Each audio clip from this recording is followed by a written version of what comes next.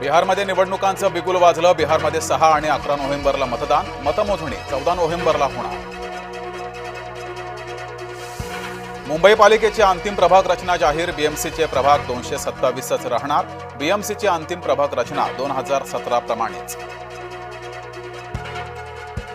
मुंबईच्या महापौर पदावरून ठाकरे गट आणि शिवसेनेमध्ये शब्दबाण। महापौर पदावरून दोघांचेही दावे प्रतिदावे।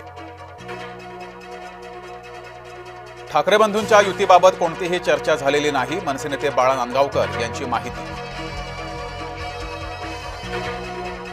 गुंड निलेश घायवळच्या घरी पुणे पोलिसांची 2 दिवस छापेमारी। कोथरूड परिसरातील ऑफिस सील। घरातून 2 काडतुस जप्त। रम्मी खेळण्याचे आरोप कोकाटेंनी फेटाळले। रोहित पवारांविरोधी बदनामी खटल्यात कोकाटेंची साक्ष नोंद। पुढील सुनावणी 9 ऑक्टोबरला होणार। लाडक्या बहिणींमुळे यंदा आनंदाचा शिधा नाही। नुकसानग्रस्तांचीही दिवाळी गोड नाहीच। कमी कालावधीत शिधा वाटप करणं अवघड असल्याची चर्चा। नवी मुंबई आंतरराष्ट्रीय विमानतळावर ड्राय रन सुरू। विमानतळावर अंतिम टप्प्याच्या तयारीला वेग। नवी मुंबई विमानतळाच्या उद्घाटना दिवशी अवजड वाहनांना प्रवेश बंदी। विमानतळाचे 8 ऑक्टोबरला उद्घाटन। नांदेडमध्ये आदिवासी समाजाचा मोर्चा। नवा मोंढा मैदानातून आदिवासी मोर्चाला सुरुवात।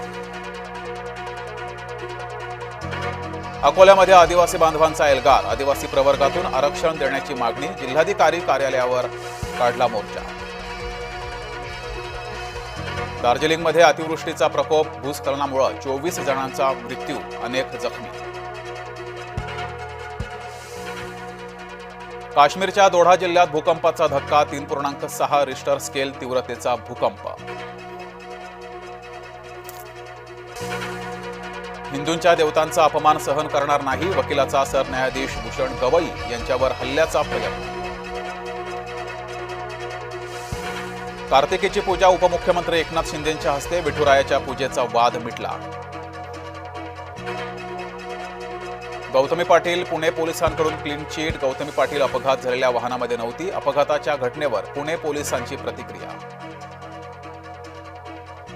जळगाव जिल्हा बँकेच्या दगडी बँक विक्रीवरून महायुतीमध्ये फाटाफूट। जिल्हा बँकेच्या दगडी इमारत विक्री निर्णयावरून आरोप प्रत्यारोप। सोनम वांगचुक यांच्या ठाव ठिकाण्याबाबत मोदी सरकारला नोटीस। सर्वोच्च न्यायालयातील सुनावणी 14 ऑक्टोबरपर्यंत टळली। बीडच्या कपिलधरवाडीतील डोंगर खचतोय। सततच्या पावसामुळे पुन्हा एकदा माळीण होण्याचा धोका। प्रशासनाकडून 100 कुटुंबांचं स्थलांतर। परतीच्या पावसानं धुळ्याला झोडपलं। कपासीच्या पिकांचं मोठं नुकसान। कवडीमोल भावानं कापूस विकण्याची शेतकऱ्यांवर वेळ। वर्ध्यातील शेतकऱ्यांना जाळलं सोयाबीन। 8 एकरवरील सोयाबीन पेटवलं। अतिवृष्टी आणि विविध रोगांमुळे सोयाबीनला फटका।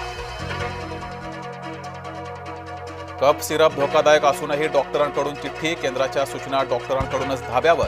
औषध विक्रेत्यांना कफ सिरपची विक्री थांबवण्याच्या सूचना। कफ सिरपमुळे 14 चिमुकल्यांची प्रकृती बिघडली। 3 मुले व्हेंटिलेटरवर तर 2 जणांची प्रकृती गंभीर। ठाण्यामध्ये मंगळवारपासून 3 दिवस पाणी कपात। ठाण्यात 10% पाणी कपात। काटकसरीनं पाणी वापरण्याचं मनपाचं आवाहन। आणि माला पापडकर यांनी स्वीकारला महसूल सहाय्यक पदाचा पदभार। जन्मजात दिव्यांग आणि अनाथ माला पापडकरांनी पदभार स्वीकारला।